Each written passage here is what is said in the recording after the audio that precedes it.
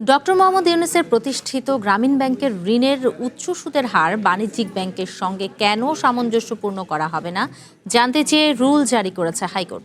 সোমবার বিচারপতি খিজির হায়াত চৌধুরী ও বিচারপতি জিয়াউল হকের হাইকোর্ট বেঞ্চ এই রুল জারি করেন। গ্রামীণ ব্যাংকের অতিরিক্ত সুদ আদায় নিয়ে অনেকবার বাংলাদেশ ব্যাংক পদক্ষেপ নেওয়ার উদ্যোগ নিলেও তা বাস্তবায়ন করা হয়নি। ক্ষুদ্র ঋণ প্রকল্পের আওতায় প্রান্তিক পর্যায়ে নারী পুরুষদের 20% হারে সুদ নির্ধারণ করে ব্যবসা করে আসছে।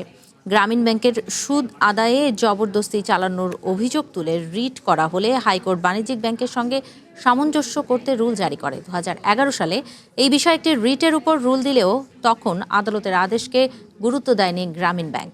তখন গ্রামীণ ব্যাংকে বিভিন্ন অনিয়মের অভিযোগ ওঠার পর সরকার ব্যাংকের সার্বিক কার্যক্রম খতিয়ে দেখতে একটি কমিটি করা হয়। গ্রামীণ ব্যাংকের ক্ষেত্রে যেটা বললাম, 10 বছরের বেশি একজন সুদ দিয়ে যাচ্ছে কাবলিওয়ালাদের মতো। এই প্রিন্সিপাল অ্যামাউন্ট দিতে হবে না, সুদ দাও। এই সুদের উপরেই গ্রামীণ ব্যাংক চলতেছে।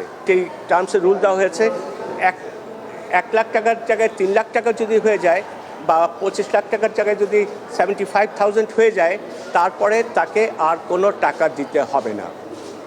এইটা চাওয়া হয়েছে, এই টার্মসেই কিন্তু আজকে রুলটা জারি করা হয়েছে।